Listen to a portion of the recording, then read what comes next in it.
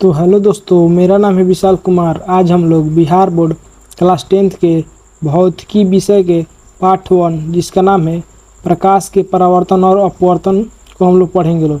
इसके हम लोग वन शॉट ऑब्जेक्टिव पढ़ेंगे लोग और ये हम लोग का पार्ट 1 है। और जो भी लोग इस वीडियो को देख रहे हैं वो कॉपी और कलम लेकर के बैठे ताकि हम जो भी क्वेश्चन करा रहे हैं वो अपने कॉपी में नोट डाउन कर लें, यानी लिख लें, ताकि एग्ज़ाम के समय में उन्हें रिवीजन करने में आसानी होगी। अब हम लोग इसके ऑब्जेक्टिव क्वेश्चन को शुरू करेंगे लोग। तो इसमें 1 नंबर क्वेश्चन पूछा जा रहा है कि प्रकाश किस रेखा में गमन करता है, यानी जो हम लोग का प्रकाश होता है वो किस रेखा में गमन करता है, तो वो सीधी रेखा में गमन करता है। अब हम लोग क्वेश्चन नंबर 2 को देखेंगे। इसमें पूछा जा रहा है कि प्रकाश का वेग न्यूनतम होता है, यानी किसमें प्रकाश का वेग जो होता है वो न्यूनतम होता है, तो कांच में। अब हम लोग क्वेश्चन नंबर 3 को देखेंगे। इसमें पूछा जा रहा है कि मोटर कार के, यानी जो हम लोग का मोटर गाड़ी होती है के चालक के सामने साइड मिरर में लगा रहता है, यानी जो हम लोग का मोटर गाड़ी जो होती है उसके साइड मिरर के रूप में कौन सा दर्पण लगा होता है, तो उत्तल दर्पण। अब हम लोग क्वेश्चन नंबर 4 को देखेंगे। इसमें पूछा जा रहा है कि मोटर कार के हेडलाइट में किसका प्रयोग होता है, यानी कौन से दर्पण का प्रयोग होता है मोटर कार के हेडलाइट में, तो इसमें अवतल दर्पण का उपयोग होता है। अब हम लोग क्वेश्चन नंबर 5 को देखेंगे। इसमें पूछा जा रहा है कि समतल दर्पण द्वारा बना प्रतिबिंब होता है, तो समतल दर्पण के द्वारा बना जो प्रतिबिंब होता है वो काल्पनिक और या आभासी होता है। अब हम लोग क्वेश्चन नंबर 6 को देखेंगे। इसमें पूछा जा रहा है कि दर्पण सूत्र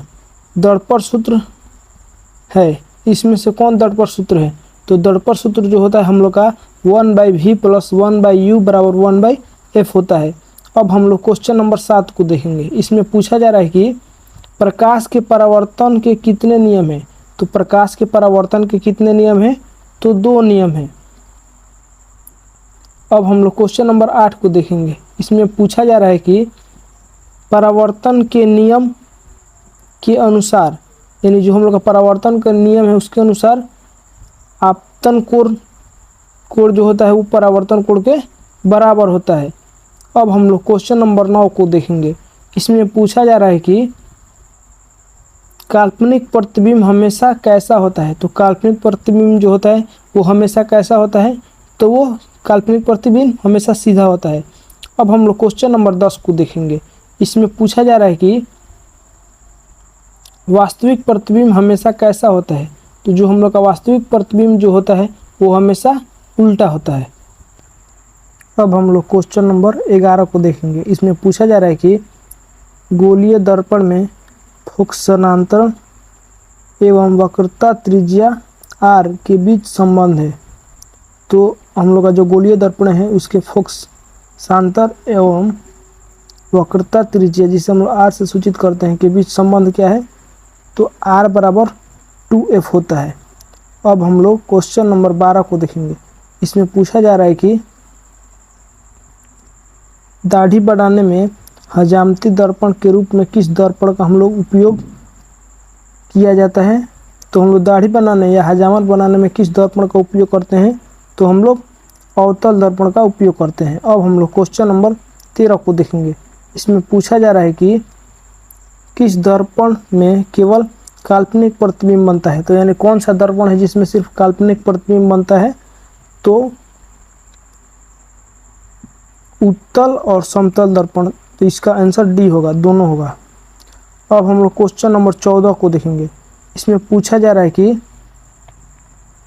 किस दर्पण में वास्तविक और काल्पनिक दोनों प्रकार के प्रतिबिंब बनते हैं, यानी कौन सा दर्पण है जिसमें वास्तविक और काल्पनिक दोनों प्रकार के प्रतिबिंब बनते हैं, तो यह है अवतल दर्पण। अब हम लोग क्वेश्चन नंबर 15 को देखेंगे। इसमें पूछा जा रहा है कि गोलीय दर्पण के ध्रुव और मुख्य फोकस के बीच की दूरी को हम लोग क्या कहते हैं, यानी जो हम लोग का गोलीय दर्पण है उसके ध्रुव और मुख्य फोकस के बीच की दूरी को हम लोग क्या कहते हैं, तो इसे हम लोग फोकस दूरी कहते हैं। यानी ध्रुव और मुख्य फोकस, ध्रुव और फोकस के बीच की दूरी को हम लोग फोकस दूरी कहते हैं। अब हम लोग क्वेश्चन नंबर 16 को देखेंगे। इसमें पूछा जा रहा है कि वक्रता केंद्र को मिलाने वाली रेखा को क्या कहते हैं। तो वक्रता केंद्र को मिलाने वाली रेखा को हम लोग क्या कहते हैं, तो मुख्य अक्ष कहते हैं। अब हम लोग क्वेश्चन नंबर 17 को देखेंगे। इसमें पूछा जा रहा है कि एक अवतल दर्पण की फोकस दूरी 10 सेंटीमीटर है, तो उसकी वक्रता त्रिज्या निकालना है। तो यानी फोकस दूरी दिया हुआ है और वक्रता त्रिज्या निकालना है। तो हम लोग पढ़े हैं लोग कि r बराबर क्या होता है, 2f होता है। तो हम लोग का f दिया हुआ है तो r निकालना है। तो r बराबर 2 × 20 करेंगे, 10 करेंगे लोग, तो कितना हो जाएगा, 2 में 10 से गुणा करेंगे तो 10 दूना 20 आंसर हो जाएगा हम लोग का। अब हम लोग क्वेश्चन नंबर 18 को देखेंगे। इसमें पूछा जा रहा है कि एक गोलीय दर्पण की वक्रता त्रिज्या 28 सेंटीमीटर है, तो इसकी फोकस दूरी निकालना है। तो अब हम लोग का वक्रता त्रिज्या दे दिया है और फोकस दूरी निकालना है। तो हम लोग पढ़े लोग कि r बराबर 2f, लेकिन हम लोग का r दिया हुआ है और f नहीं दिया हुआ है। तो हम लोग क्या करेंगे, f निकालना है तो f इधर ही छोड़ देंगे लोग, और 2 इधर गुणा में है तो बराबर के इधर जाएगा तो भागा में। तो ये 28 दिया हुआ है हम लोग का r का मान, 28 बटा 2 करेंगे तो हम लोग का कितना आ गया, 14 आ गया हम लोग की फोकस दूरी। अब हम लोग क्वेश्चन नंबर 19 को देखेंगे। इसमें पूछा जा रहा है कि अवतल दर्पण के सामने वस्तु को कहाँ रखने पर प्रतिबिंब समान आकार का बनता है। यानी कहाँ पे अवतल दर्पण में वस्तु को रखेंगे ताकि जो हम लोग का प्रतिबिंब बने वो समान आकार का बने। तो वो वक्रता केंद्र पर हम लोग रखेंगे तो उसकी आकृति जो होगी वो वस्तु के समान आकार की बनेगी। अब हम लोग क्वेश्चन नंबर 20 को देखेंगे। इसमें पूछा जा रहा है कि अवतल दर्पण में जब वस्तु को फोकस पर हो तो प्रतिबिंब कहाँ बनता है। यानी जो हम लोग की अवतल दर्पण में जब वस्तु को फोकस पे रखते हैं तो हम लोग का प्रतिबिंब कहाँ बनता है, तो हम लोग का प्रतिबिंब अनंत पे बनता है। अब हम लोग क्वेश्चन नंबर 21 को देखेंगे। इसमें पूछा जा रहा है कि समतल दर्पण की फोकस दूरी होती है, तो यानी जो हम लोग का समतल दर्पण होता है उसकी फोकस दूरी क्या होती है, तो अनंत। अब हम लोग क्वेश्चन नंबर 22 को देखेंगे।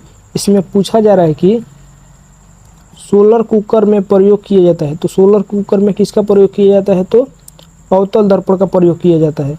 अब हम लोग क्वेश्चन नंबर 23 को देखेंगे। इसमें पूछा जा रहा है कि सर्च लाइट का परावर्तक सतह होता है, यानी जो हम लोग का सर्च लाइट होता है उसका परावर्तक सतह कैसा होता है, तो अवतल दर्पण की तरह। अब हम लोग क्वेश्चन नंबर 24 को देखेंगे। इसमें पूछा जा रहा है कि अवतल दर्पण की फोकस दूरी होती है, तो यानी जो हम लोग का अवतल दर्पण होता है उसकी फोकस दूरी क्या होती है, धनात्मक या ऋणात्मक। तो अवतल दर्पण की फोकस दूरी ऋणात्मक होती है। अब हम लोग क्वेश्चन नंबर 25 को देखेंगे। इसमें पूछा जा रहा है कि उत्तल दर्पण की फोकस दूरी होती है, तो हम लोग का जो उत्तल दर्पण होता है उसकी फोकस दूरी क्या होती है, तो धनात्मक होती है, लेकिन वही अवतल दर्पण की ऋणात्मक होती है। अब हम लोग क्वेश्चन नंबर 26 को देखेंगे। इसमें पूछा जा रहा है कि दर्पण में सभी दूरियां कहाँ से मापी जाती है, तो दर्पण में सभी दूरियां कहाँ से मापी जाती है, तो ध्रुव से मापी जाती है। अब हम लोग क्वेश्चन नंबर 27 को देखेंगे। इसमें पूछा जा रहा है कि नई कार्तीय चिन्ह परिपाटी के अनुसार मुख्य अक्ष के लंबवत तथा ऊपर की ओर मापी जाने वाली दूरियां मानी जाती है, तो उसको हम लोग क्या बोलते हैं, तो धनात्मक। दूरियां जो मापी जाती है वो इसमें मापी जाती है, धनात्मक। अब हम लोग क्वेश्चन नंबर 28 को देखेंगे। इसमें पूछा जा रहा है कि आवर्धन, जिसे हम लोग एम से सूचित करते हैं, का ऋणात्मक मान क्या दर्शाता है। तो आवर्धन जो होता है उसका ऋणात्मक मान क्या दर्शाता है, तो वो दर्शाता है प्रतिबिंब उल्टा और वास्तविक है।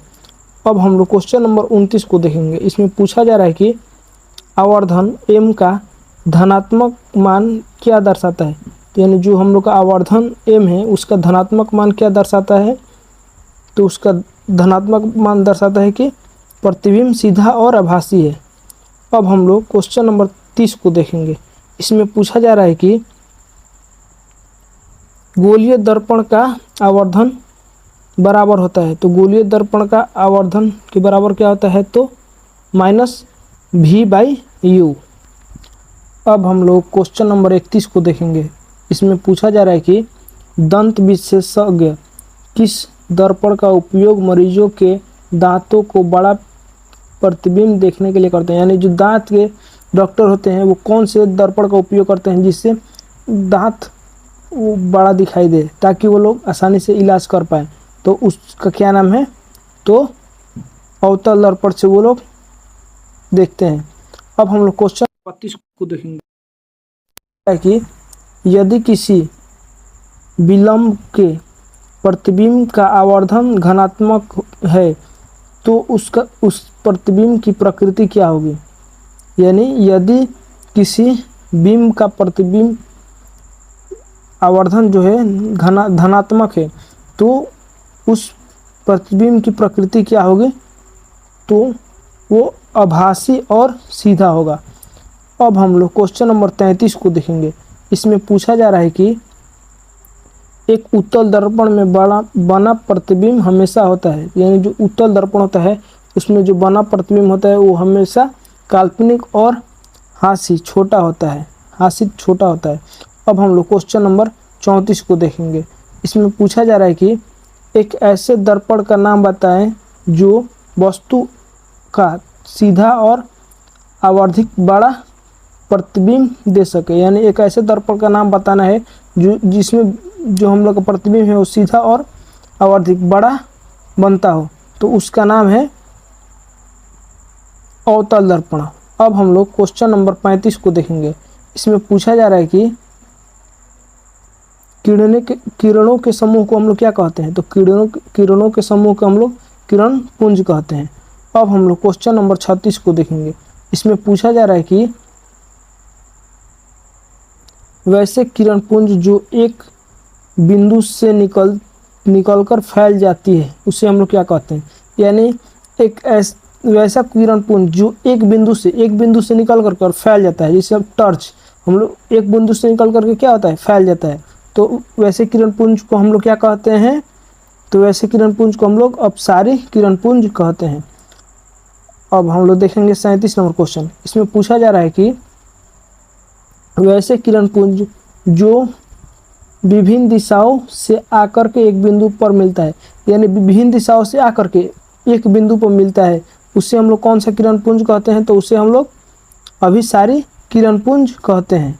अब हम लोग क्वेश्चन नंबर 38 को देखेंगे। इसमें पूछा जा रहा है कि वे पदार्थ जिनसे होकर प्रकाश आसानी से पार कर जाती है, यानी कोई ऐसा पदार्थ जिससे प्रकाश जो है वो आसानी से पार कर जाती है, यानी एक जब बगल से दूसरी बगल आसानी से पार कर जाती है, उसे हम लोग क्या बोलते हैं, तो पारदर्शी पदार्थ कहते हैं।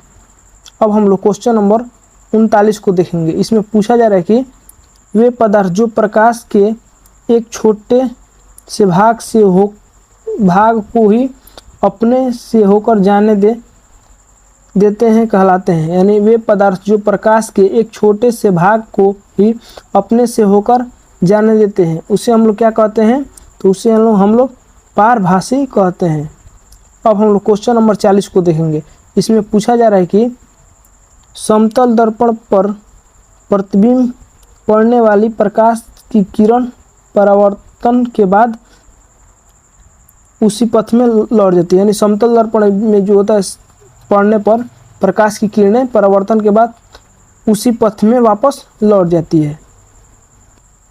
अब हम लोग क्वेश्चन नंबर 41 को देखेंगे। इसमें पूछा जा रहा है कि प्रकाश के परावर्तन के नियम कहाँ लागू होता है, यानी जो हम लोग का प्रकाश के परावर्तन का जो नियम है वो कहाँ लागू होता है, तो वो होता है सभी परावर्तक सतहों पर प्रकाश के लागू होता है। अब हम लोग क्वेश्चन नंबर 42 को देखेंगे। इसमें पूछा जा रहा है कि सभी बिंब का अवतल दर्पण द्वारा बना प्रतिबिंब आभासी सीधा तथा बिंब से बड़ा पाया जाता है। वस्तु की स्थिति कहाँ होनी चाहिए, तो वस्तु की स्थिति कहाँ होनी चाहिए, तो दर्पण के ध्रुव तथा मुख्य फोकस के बीच होना चाहिए। अब हम लोग क्वेश्चन नंबर 43 को देखेंगे। इसमें पूछा जा रहा है कि उत्तल दर्पण द्वारा बना प्रतिबिंब होता है, तो उत्तल दर्पण के द्वारा जो बना प्रतिबिंब होता है वो हमेशा सीधा होता है। अब हम लोग क्वेश्चन नंबर 44 को देखेंगे। इसमें पूछा जा रहा है कि दर्पण की चौड़ाई को दर्पण कहा जाता है, यानी दर्पण की चौड़ाई को दर्पण को क्या कहा जाता है, तो हम लोग इसे द्वारा कहते हैं, यानी दर्पण की चौड़ाई को हम लोग किस नाम से जानते हैं, तो द्वारा के नाम से जानते हैं। अब हम लोग क्वेश्चन नंबर 45 को देखेंगे। इसमें पूछा जा रहा है कि क्रांतिक कोण के लिए परावर्तक कोण का मान कितना होता है, यानी जो हम लोग का क्रांतिक कोण के लिए परावर्तक कोण का मान कितना होता है, तो वो होता है 90 डिग्री। अब हम लोग क्वेश्चन नंबर 46 को देखेंगे। इसमें पूछा जा रहा है कि यदि किसी वस्तु को एक दर्पण के सामने निकट रखने पर सीधा प्रतिबिंब बने, किंतु दूसरी ओर रखने पर उल्टा प्रतिबिंब बने, तो वह दर्पण होगा। तो वो कौन सा दर्पण होगा? इसमें एक दर्पण के सामने निकट वस्तु रखते हैं तो सीधा प्रतिबिंब बनता है, किंतु दूर रखते हैं तो उल्टा प्रतिबिंब बनने लगता है, तो उस दर्पण को हम लोग क्या कहते हैं, तो उसे हम लोग अवतल दर्पण कहते हैं। अब हम लोग क्वेश्चन नंबर 47 को देखेंगे। इसमें पूछा जा रहा है कि किस दर्पण का दृष्टि क्षेत्र सबसे बड़ा होता है, तो किस दर्पण का दृष्टि क्षेत्र सबसे बड़ा होता है, तो उत्तल दर्पण का। अब हम लोग क्वेश्चन नंबर 48 को देखेंगे। इसमें पूछा जा रहा है कि कांच का टुकड़ा या समतल दर्पण की मोटाई मापने में किस परिपाटी का उपयोग करते हैं, तो कांच का जो टुकड़ा होता है या समतल दर्पण की मोटाई होती है उसको मापने के लिए किस परिपाटी का हम लोग उपयोग करते हैं, तो चिन्ह परिपाटी का हम लोग उपयोग करते हैं मापने के लिए। अब हम लोग क्वेश्चन नंबर 49 को देखेंगे। इसमें पूछा जा रहा है कि बीम की ऊंचाई को हमेशा माना जाता है, तो बीम की ऊंचाई को हमेशा माना जाता है, किसमें माना जाता है, तो हमेशा धनात्मक माना जाता है। अब हम लोग क्वेश्चन नंबर 50 को देखेंगे। इसमें पूछा जा रहा है कि निर्वात में प्रकाश की चाल कितनी होती है, तो जो हम लोग का निर्वात है उसमें प्रकाश की चाल जो होती है वो 3 × 10⁸ मीटर पर सेकेंड होती है। तो अब हम लोग का पार्ट 1 ख़त्म हुआ और आगे का पार्ट 1 का और ऑब्जेक्टिव जो बचा हुआ है वो पार्ट 2 में देखेंगे। और अभी तक आप लोगों ने हमारे व्हाट्सएप ग्रुप में नहीं जुड़े हुए हैं तो इस नंबर पे आप मैसेज कर सकते हैं, जिससे हम आप लोगों को व्हाट्सएप ग्रुप में जोड़ दें ताकि चैप्टर वाइज नोट्स आप सभी को फ्री में मिल सके। और जो भी लोग हमारे यूट्यूब चैनल को अभी तक सब्सक्राइब नहीं किए हैं तो सब्सक्राइब कर लें और बेल आइकन को ज़रूर प्रेस करें ताकि हमारी आने वाली अगली वीडियो पार्ट 2 आप तक जल्द से जल्द पहुँचे। वीडियो अच्छा लगा हो तो लाइक करें, कमेंट करें और शेयर करें। और अगर आप लोगों को लगता है कि किसी चीज़ पर वीडियो बनाने के लिए तो आप लोग कमेंट करें कि इस टॉपिक पे आप वीडियो बना करके डालिए, तो हम उस टॉपिक पर वीडियो बना करके डाल देंगे। और जो भी लोग इस वीडियो को देख रहे हैं वो अपने दोस्तों के पास भी इस वीडियो को शेयर करें। जो भी लोग बिहार बोर्ड 10th की तैयारी करना चाहते हैं उनके पास आप लोग इस वीडियो का लिंक सेंड कर सकते हैं ताकि आपके दोस्त भी एग्ज़ाम की तैयारी अच्छे से कर पाएँ। धन्यवाद। जय हिंद।